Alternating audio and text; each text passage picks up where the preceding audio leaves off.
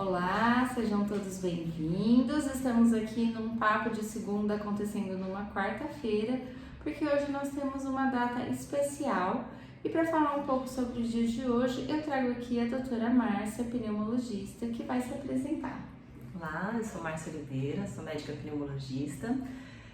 Hoje é o dia 31 de maio, que é o Dia Mundial de Combate ao Tabagismo. Então, eu e a Daniela vamos bater um papo aqui sobre o tabagismo e a maternidade. Então, a primeira coisa que nós trouxemos para falar aqui é sobre tabagismo e gestação. Então, a doutora Márcia vai trazer aqui um pouquinho para nós desse momento tão especial. Nós sabemos, existem dados consistentes na literatura, que a mãe tabagista pode trazer alguns riscos ao seu bebê. Entre eles, o mais estabelecido é a restrição de crescimento intrauterino, e existem outros fatores, associação com malformações e outras comorbidades ainda em estudo. Então, estabelecidamente, nós temos a restrição de crescimento intrauterino.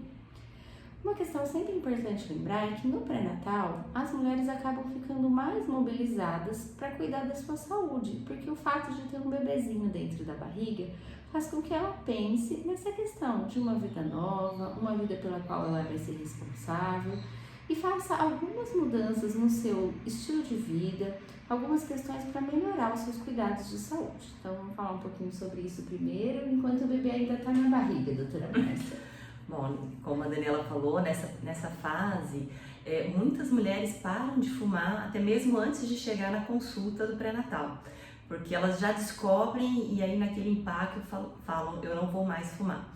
Algumas têm uma dependência maior e aí com essa dependência maior elas precisam de ajuda. Então cabe aí ao médico obstetra auxiliá-la nesse processo e direcionar se é necessário tratamento ou não.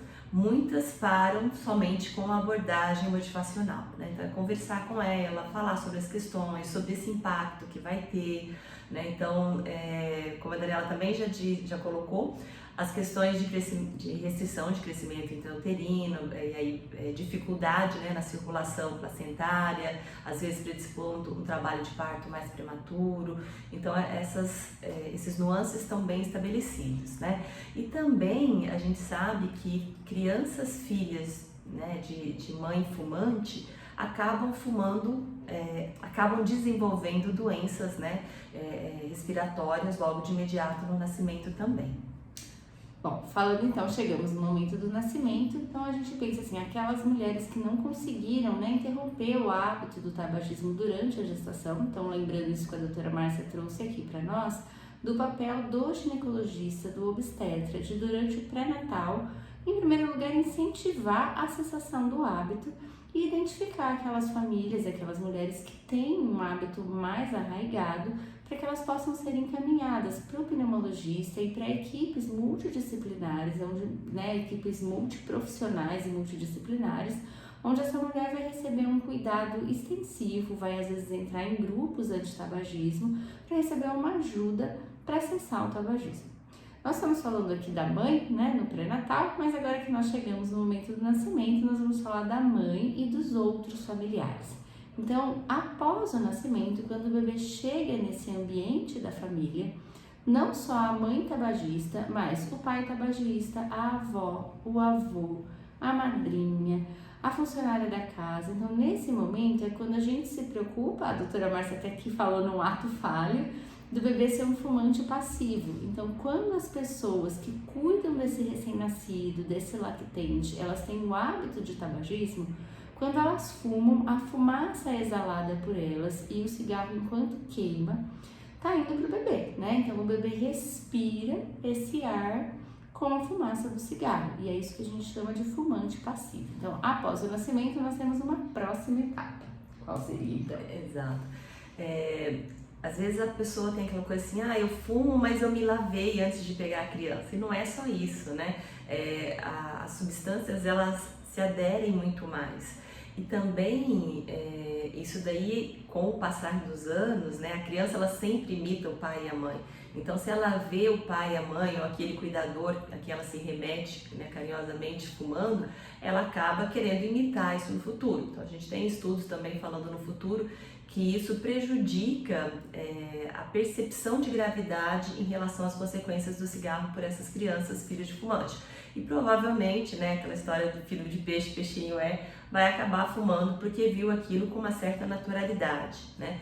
Mas é importante também falar que a mãe, ela é o vínculo maior, né? Então, se ela fuma, os estudos mostram que o fato dela ser fumante, essas substâncias que estão aderidas nela, ou que ela exala, né, de imediato após fumar, isso traz para a criança também maior predisposição ao desenvolvimento de doenças pulmonares. Então, uma criança filha de mãe fumante, ela provavelmente vai ser uma criança asmática, se ela tem, né, também outros fatores predisponentes, né? Então, já tem uma história familiar, uma alergia, então isso aí associado ao fato da mãe ser fumante também auxilia nesse desenvolver de uma doença respiratória.